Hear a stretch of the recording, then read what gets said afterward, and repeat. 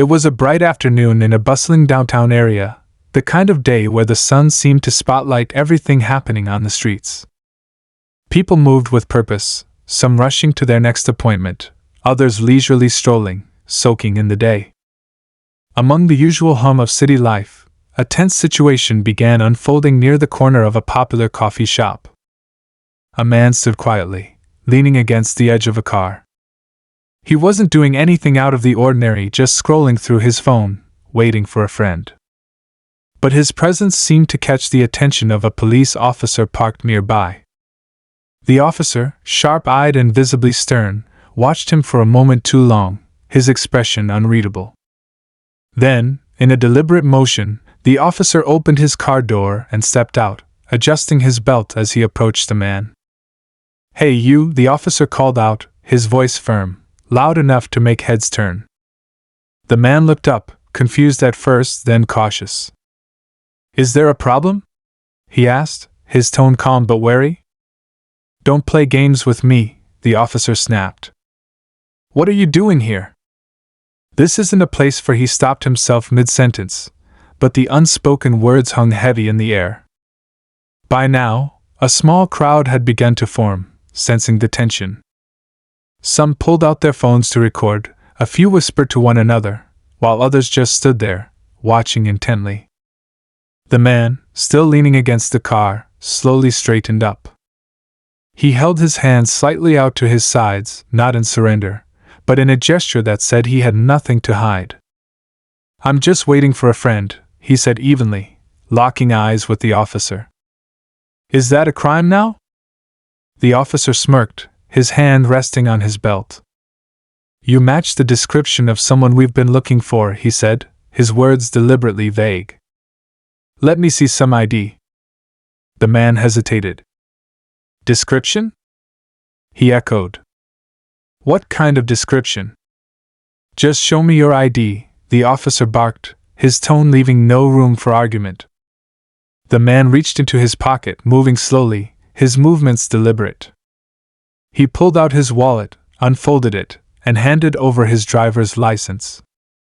The officer snatched it, his eyes scanning the details. For a brief moment, his expression didn't change, but then, something shifted. His eyes widened ever so slightly, his grip on the license tightening. The crowd noticed the change immediately. Whispers turned into murmurs, and the tension seemed to escalate, like a string being pulled tighter and tighter. The officer looked up at the man, then back down at the license. Whatever he had just seen on that small piece of plastic had clearly thrown him off. "What's wrong?" the man asked, his voice steady but edged with curiosity now. "You look surprised." The officer didn't answer right away. He glanced over his shoulder at the crowd, as if suddenly realizing how many eyes were on him. Then, without a word, he reached for his radio, mumbling something under his breath. The words weren't clear, but his urgency was unmistakable. The man tilted his head slightly, a faint smile playing on his lips. "Something wrong, officer?" he asked again, this time with a hint of challenge in his tone. The officer didn't respond. He was too busy fumbling with his radio, his face pale now. It was clear that whatever he had just discovered wasn't part of the script he thought he was following. The crowd leaned in, their curiosity palpable. What was it about the man's ID that had shaken the officer so much? What secret was hidden in his identity that could flip this entire situation on its head? And just like that, the moment hung in the air, unresolved, the kind of tension that made people hold their breath without realizing it. Whatever was about to happen next, it was clear that no one, not the officer, not the man, and certainly not the crowd, was ready for it. The crowd's murmurs grew louder as the officer continued fiddling with his radio, a thin sheen of sweat now visible on his forehead. His earlier confidence seemed to be slipping away with each passing second. The man, meanwhile, stood still, his demeanor calm yet sharp, as if he were measuring the officer's every move. A woman in the crowd, holding her phone up to record, called out, "What's the problem, officer?" "He didn't do anything." Her voice carried a mix of indignation and curiosity, echoing what many in the crowd were likely thinking. The officer shot her a sharp look but didn't respond. He seemed more concerned with whatever was unfolding in his head. The tension between him and the man was palpable, a silent exchange of power that neither seemed willing to relinquish. "I'm waiting," the man said, breaking the silence. His voice wasn't loud, but it was commanding, cutting through the noise of the growing crowd. "You're acting like you've seen a ghost. What's on that ID that's got you so worked up?" The officer's jaw tightened, and he shifted his weight uncomfortably. He glanced at the man, then back at the license in his hand. Finally, he muttered, almost to himself, "This can't be right." "What can't be right?"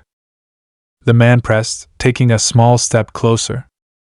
His calmness now carried an edge, like he was testing just how far he could push before the officer cracked completely.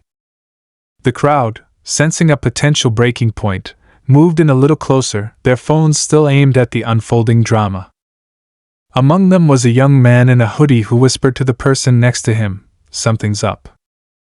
"Did you see how his face changed when he looked at that ID?" "Yeah," the other replied. "He's scared of something." "But what could it be?" The officer finally spoke, his voice lower now, almost a growl. "Step back," he said, pointing a finger at the man. "Just step back." "Step back for what?" the man asked, his voice rising slightly but still controlled. "You pulled me into this. Now you're acting like you don't know what to do." The officer's radio crackled, and he quickly raised it to his mouth. He spoke in a hurried, almost frantic tone. "I need backup at my location. Right away." His words only added to the confusion. "Backup for what?" The man raised an eyebrow. "Backup?" he repeated. "For me? You think I'm a threat now?" The officer didn't answer. He was too busy scanning the crowd, his eyes darting from one face to another, as if he were looking for someone or something. Meanwhile, the tension in the crowd was starting to shift. What had begun as curiosity was now turning into frustration. People were muttering questions to each other, speculating about what could possibly be happening. "He didn't do anything wrong," someone said loudly. "Why is this cop acting so weird?" Another voice chimed in, maybe he recognized him. "You know, like he's someone important or something." "Important? Come on," another scoffed. "Cops don't treat important people like this. They're scared of them, sure, but not like this." As the crowd debated, the man standing before the officer seemed to take it all in, his eyes scanning the faces around him. He appeared thoughtful, almost as if he were calculating his next move. "You know," the man said finally, his voice cutting through the chatter, "this could have been simple. You asked for my ID? I gave it to you. That should have been the end of it. But now you've made it something else entirely."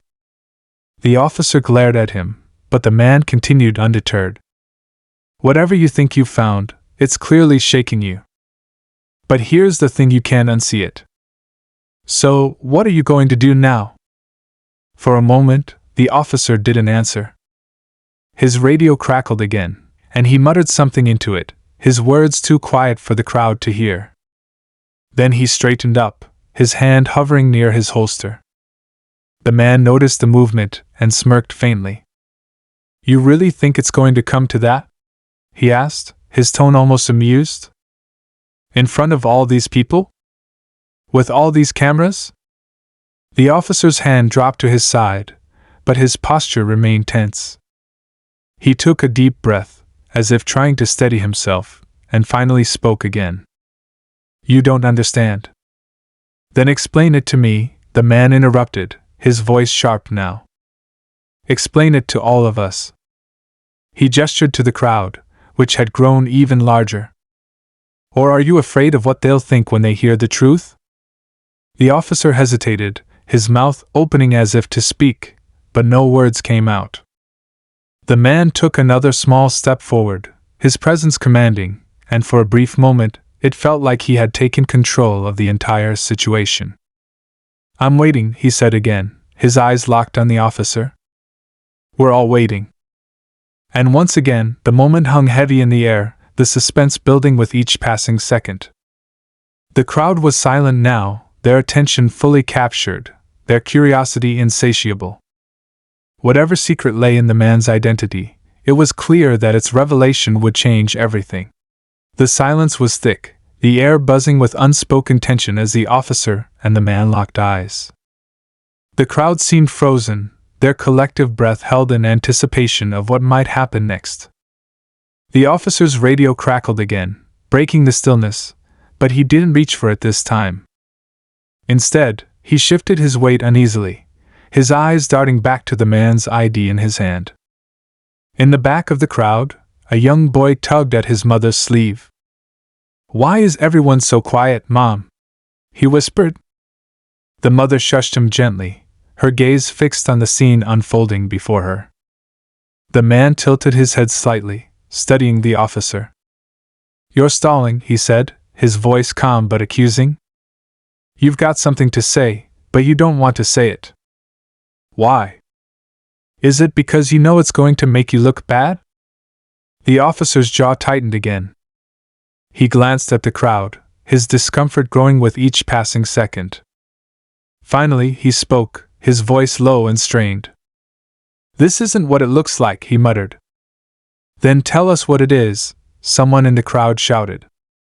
The murmur of agreement that followed seemed to embolden the man. "Yeah," the man said, gesturing to the onlookers. "You've got an audience now. Everyone's watching. Everyone's recording. So go ahead. Explain yourself." The officer opened his mouth to respond, but before he could, a second police car pulled up to the curb. Two more officers stepped out, their faces neutral as they assessed the situation. The first officer waved them over, relief briefly flashing across his face. One of the new officers, a woman with a steady demeanor, approached and asked quietly, "What's going on here?" The first officer leaned in, whispering something too low for anyone else to hear. The woman's expression remained unreadable, but her eyes flicked toward the man standing calmly in the center of the growing crowd. She nodded slightly, then walked over to him. "Sir," she said, her tone professional but firm, "can you tell me what's happening here?" The man crossed his arms, his expression unwavering. "I was standing here, minding my business, waiting for a friend. Then your colleague decided I looked suspicious and asked for my ID. I gave it to him, and now he's acting like he's seen a ghost." The woman glanced back at the first officer, her brow furrowing slightly. "Is that true?" she asked him. The officer hesitated, then nodded. "There's something unusual about his ID," he admitted, his voice barely above a whisper. The woman frowned and held out her hand. "Let me see it." Reluctantly, the first officer handed over the ID. She studied it carefully, her expression unreadable, but as the seconds ticked by, her lips pressed into a thin line. When she looked up at the man, her gaze was sharper, more focused. "Is this legitimate?" she asked him, holding up the ID. "Why don't you tell me?" The man replied coolly. "You're the experts, right?" The woman's grip on the ID tightened slightly as she turned back to her colleague. "Have you verified this yet?" He shook his head. "I called it in, but I haven't heard back." "Then let's do that now," she said, pulling out her own radio. Her tone was steady, but there was a new tension in her posture, a subtle shift that didn't go unnoticed by the man or the crowd. As she stepped aside to make the call, the man turned back to the first officer. "You know," he said, his voice quiet but cutting, "this is going to look really bad for you. Whatever happens next, you've already lost control of the narrative." The officer didn't respond, but his clenched fists betrayed his frustration. In the crowd, the murmurs started up again, louder this time. Speculation ran rampant, each theory more outlandish than the last. Maybe he's some kind of undercover agent, one person suggested. Or a celebrity, another countered. Doesn't look like any celebrity I know, someone else chimed in. The man seemed to hear every word, but he didn't react. Instead, he stood tall, his presence commanding without being overt. His calmness was unnerving, even to those who were rooting for him. Meanwhile, the female officer finished her call and returned to the group. Her expression was tight, but she said nothing, instead pulling the first officer aside for a hushed conversation. Whatever she told him made his face pale even further. "What's the verdict?" The man called out, his voice laced with mock curiosity. "Am I free to go, or are we going to keep playing this game?" The woman turned back to him, her expression unreadable. "We're waiting on confirmation," she said evenly. The man raised an eyebrow. "Confirmation of what? That I exist?" The tension was nearly unbearable now, the crowd shifting restlessly as they waited for the next move. Every second felt like an eternity, the suspense building with each unanswered question. And yet, despite the chaos, the man remained an enigma, his identity and the secret behind his ID locked away for just a little longer. The tension in the air felt electric, almost suffocating. The crowd, now larger than before, pressed in closer, their phones capturing every angle of the scene. People exchanged hushed whispers, their curiosity blending with a palpable sense of unease. It wasn't just about what was happening, it was about what wasn't being said, the gaps in the story that everyone was desperate to fill. The man shifted his weight slightly, his calm demeanor unwavering despite the chaos swirling around him. His eyes flicked from the two officers to the crowd, as if he were cataloging every face, every reaction. It wasn't fear that kept him still, it was something else entirely, something harder to read. The female officer stepped closer to her colleague, speaking in a voice too low for the crowd to hear. Her words were clipped urgent, her posture tense. The first officer nodded occasionally, his eyes darting back to the man, each glance more uneasy than the last. Whatever she was saying wasn't calming him down, it was making things worse. "What's taking so long?" A voice from the crowd called out. It was a middle-aged man, his tone frustrated. "If he didn't do anything wrong, let him go." "That's right," someone else chimed in. "This is getting ridiculous." The murmurs grew louder, the crowd's energy shifting from curiosity to agitation. The officers couldn't ignore it anymore. The female officer turned to the group, raising a hand in an attempt to pacify them. "Please stay calm," she said firmly. "We're handling the situation." "Handling what?" a woman shouted back. "You've got no reason to hold him." The man glanced at the crowd, a faint smile tugging at the corner of his mouth.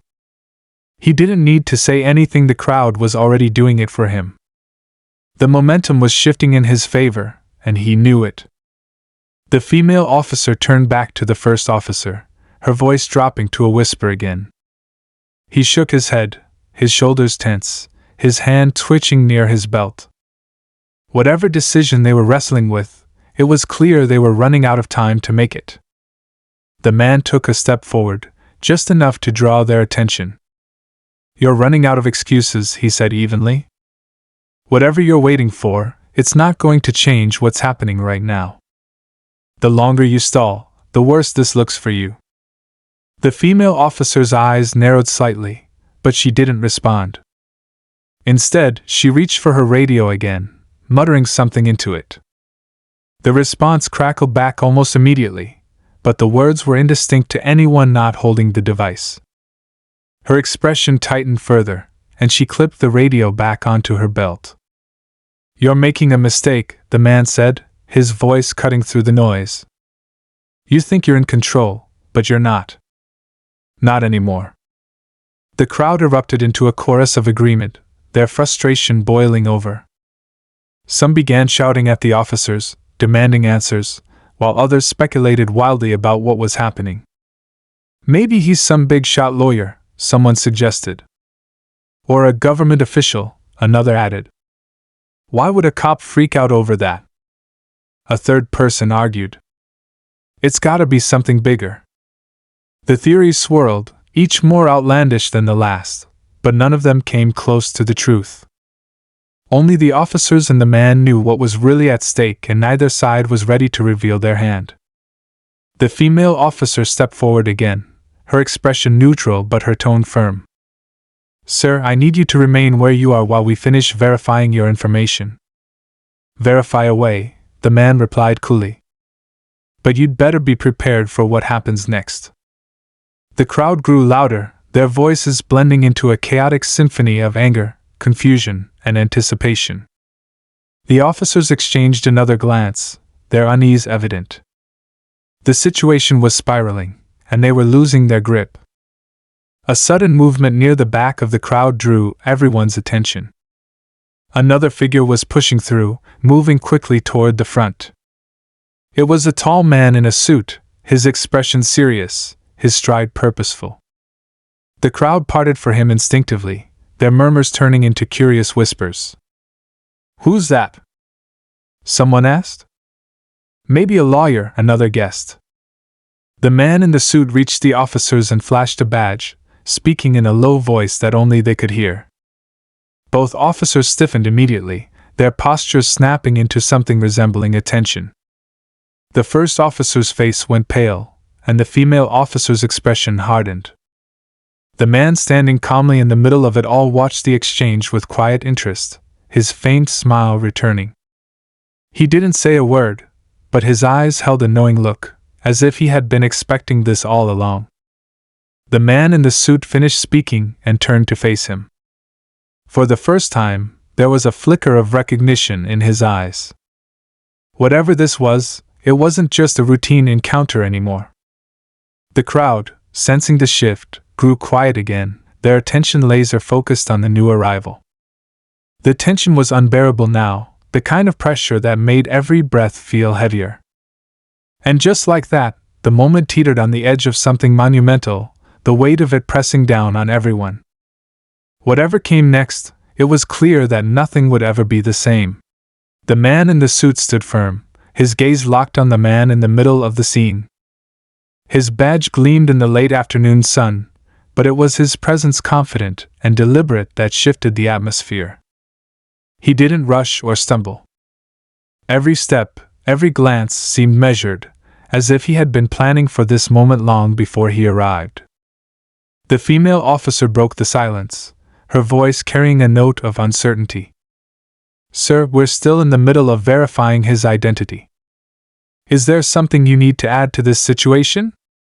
The man in the suit gave her a look that was impossible to read, but there was no mistaking the authority behind it. That won't be necessary, he said, his tone calm but decisive.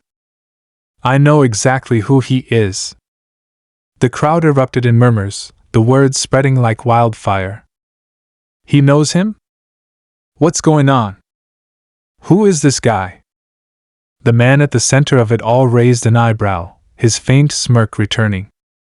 Well, he said, his voice cutting through the noise, this just got interesting. The man in the suit ignored him for the moment, addressing the officers instead. Stand down, he said firmly. Both of you. This situation is no longer under your jurisdiction. The first officer's mouth fell open slightly, his confusion plain on his face. But...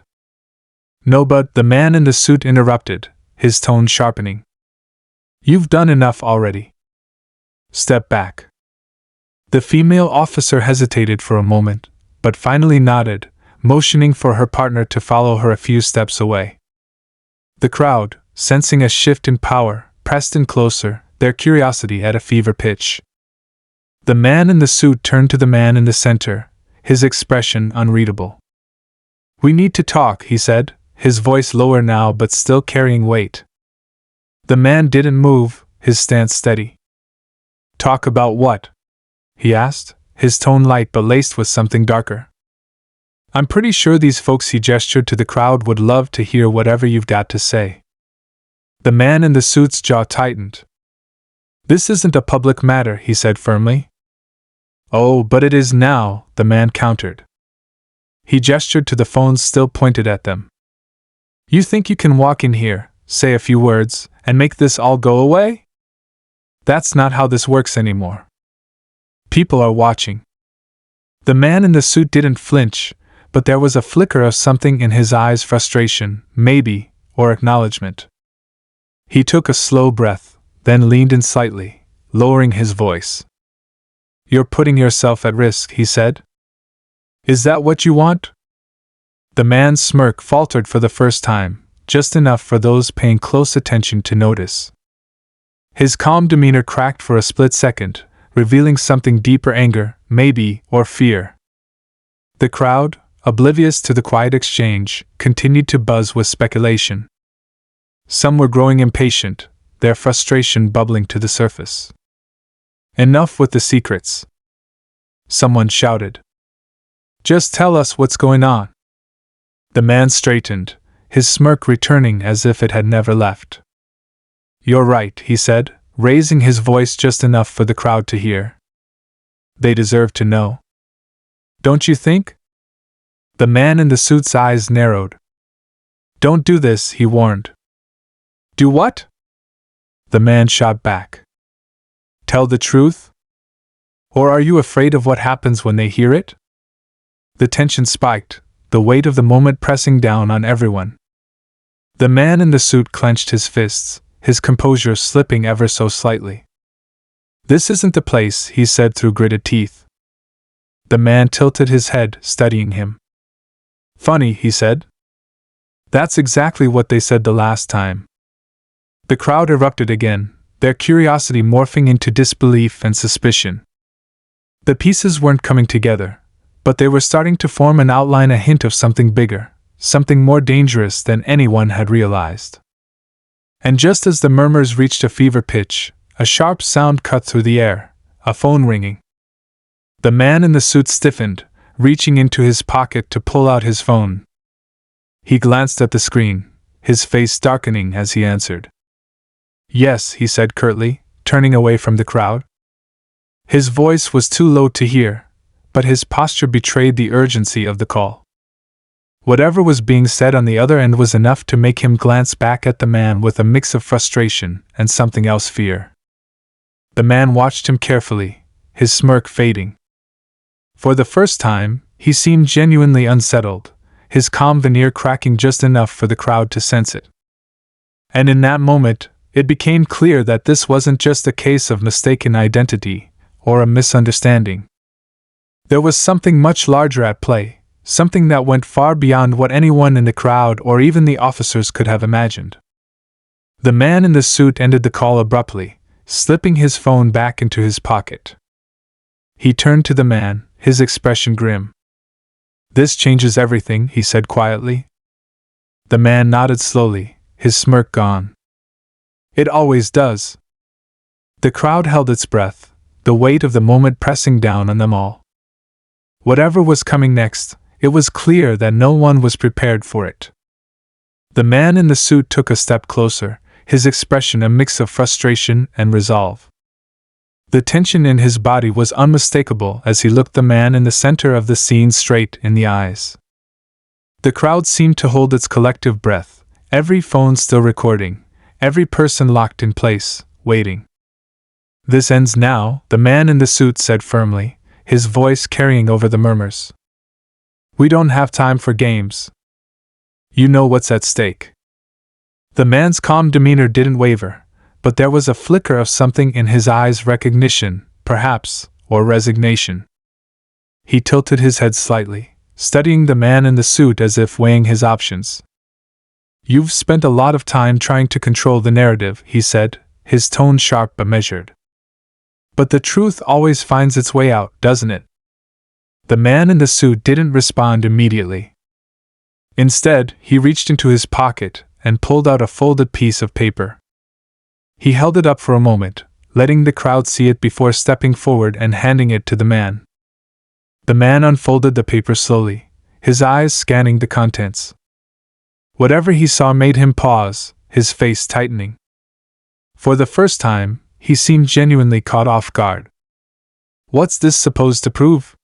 He asked, his voice quieter now, almost wary. The man in the suit leaned in, his voice dropping low enough that only the man could hear him. It proves that you're not as untouchable as you think, he said. The man's jaw tightened, his grip on the paper tightening. For a moment, it seemed like he might lash out, but instead, he let out a short, bitter laugh. So that's your play, he said, shaking his head. You think you can pin this on me and walk away clean? The man in the suit didn't flinch. It's not about me, he said. It's about what happens next. And right now, you're the only one who can decide that. The man stared at him for a long moment, the weight of the situation settling heavily between them. The crowd, still unaware of the specifics, buzzed with speculation, their voices growing louder with every second that passed. Finally, the man crumpled the paper in his hand, his expression hardening. You've got guts, he said, his tone laced with a strange mix of respect and disdain. But you're playing a dangerous game. He took a step forward, addressing the crowd directly for the first time. You've all been watching, recording, speculating, he said, his voice carrying over the noise. You think you know what's happening here, but you don't. None of you do. The crowd fell silent, the weight of his words cutting through their chatter. This isn't just about me, he continued. It's about power. About control. And about what happens when people like me refuse to play by their rules. He turned to the man in the suit, his expression defiant. You can try to silence me, he said. But the truth is already out there. It's too late to stop it now. The man in the suit didn't respond, but there was a flicker of unease in his eyes. He glanced toward the officers, who were watching the exchange with a mix of confusion and apprehension. The female officer finally stepped forward, her voice cutting through the tension. What truth? She asked, her tone sharp. What are you talking about? The man smiled faintly, his eyes flicking to her. You'll find out soon enough, he said. Just like everyone else. And then, without warning, he turned and walked away, his steps deliberate and unhurried. The crowd parted for him instinctively, their phones still recording as he disappeared into the growing twilight. The officers made a move to follow, but the man in the suit raised a hand, stopping them. Let him go, he said quietly. The female officer frowned. What do you mean, let him go? It's over, the man in the suit interrupted, his tone final. For now. The crowd erupted in confusion and frustration, their questions overlapping in a chaotic chorus. But the man in the suit ignored them, his focus elsewhere. He stood still for a moment, his expression unreadable, before turning and walking back toward his car. The mystery of the man's identity and the truth he hinted at lingered in the air, leaving everyone, including the officers, grappling with more questions than answers. Whatever had just unfolded, it was clear that it was only the beginning of a much larger story. As the man disappeared into the night, the weight of the unresolved tension pressed down on everyone left behind. The officers, the crowd, and even the man in the suit seemed suspended in the moment, unsure of what to do next. The energy that had filled the street was dissipating, replaced by a strange kind of stillness. Slowly, the crowd began to disperse, their murmurs lingering in the air as they shuffled away, still holding their phones, some typing furiously to share their take on what had just unfolded. The female officer turned to the man in the suit, her frustration bubbling over. You can't just let him go like that. We've got nothing but questions now. Who is he? What did he mean about the truth already being out there? The man in the suit, who had been staring at the ground as if deep in thought, finally looked up. It's not as simple as you think, he said, his voice quieter now. Some truths are bigger than what happens here tonight. This isn't just about one man. It's about the systems in place, and the secrets they're built on. That doesn't make it right, the officer countered. People deserve answers. They'll get them, he replied. But not the way they expect. Sometimes the truth has to come out on its own, at its own pace. She stared at him, trying to read his expression, but it was impossible. There was something about him, something calculated and deliberate, that made her uneasy. "Are you protecting him?" she asked bluntly. "No," he said, shaking his head. "I'm protecting what's left of the balance. If this had gone any further tonight, it wouldn't have ended well for anyone." The first officer, who had been standing silently nearby, finally spoke up. "But what about us? What do we tell the department? The media's going to tear this apart." "You tell them the truth," the man in the suit said simply. "You stopped him, verified his identity, and found no grounds to hold him. That's all there is to say." The female officer frowned. "But that's not all there is. There's more, and you know it." He didn't respond immediately. Instead, he glanced toward the horizon where the man had vanished, his expression softening just a fraction. "There's always more," he said finally. "But not everything can be told in a single night." The officers exchanged a glance, but neither pushed further. There was something in his tone, in the way he carried himself, that suggested they wouldn't get any more answers from him tonight. With a resigned sigh, the female officer turned and began packing up their equipment, motioning for her partner to help. The crowd was nearly gone now, just a few stragglers lingering, still hoping for some kind of dramatic finale that wasn't coming. The streetlights buzzed faintly, casting long shadows on the pavement. The man in the suit stood alone for a moment, watching as the last of the spectators drifted away. Then, without a word, he walked to his car, climbed in, and drove off into the night. For the officers, the aftermath of the night was a blur of questions, reports, and speculation. The department launched an internal review, trying to piece together what had happened and why. The video footage captured by the crowd began circulating online almost immediately, sparking debates and theories that spiraled out of control. Some claimed the man was a whistleblower, others a high-ranking official with ties to a secret organization. A few even speculated that he was a decoy, part of a larger operation meant to distract from something bigger. Days turned into weeks, and while the story remained in the public consciousness, the man himself seemed to vanish entirely. No one could track him down, not the media, not the authorities, not even the man in the suit, who had been keeping a closer eye on the situation than anyone realized. It was as if he had melted into the background, leaving nothing behind but questions. For the female officer, the incident became a turning point.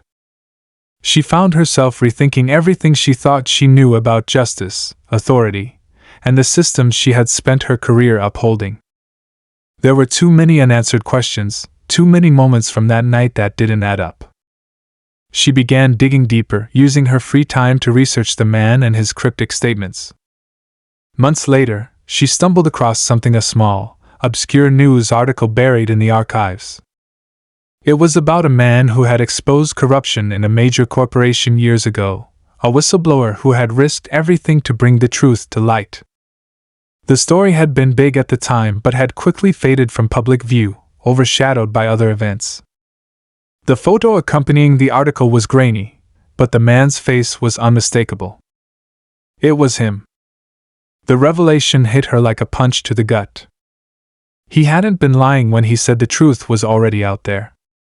He had been fighting this battle long before she had ever encountered him, and for reasons she couldn't fully understand, he had chosen to walk away that night instead of escalating the situation. Maybe he had been protecting himself, or maybe he had been protecting something or someone else. She sat back in her chair, staring at the screen, her mind racing. There were still so many questions, so many pieces of the puzzle she couldn't fit together.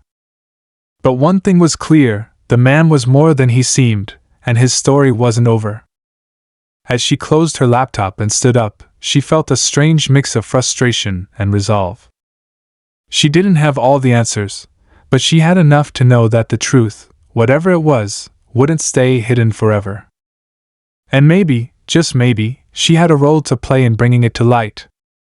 The night lingered in her mind as she stepped outside, the cool air wrapping around her like a shroud. Somewhere out there, the man was still moving, still fighting, still unraveling the threads of a story much larger than anyone realized. And though she might never see him again, she knew their paths were connected now, woven together by the events of that fateful evening. The story didn't end that night. It was only the beginning of something far more complex, far more profound.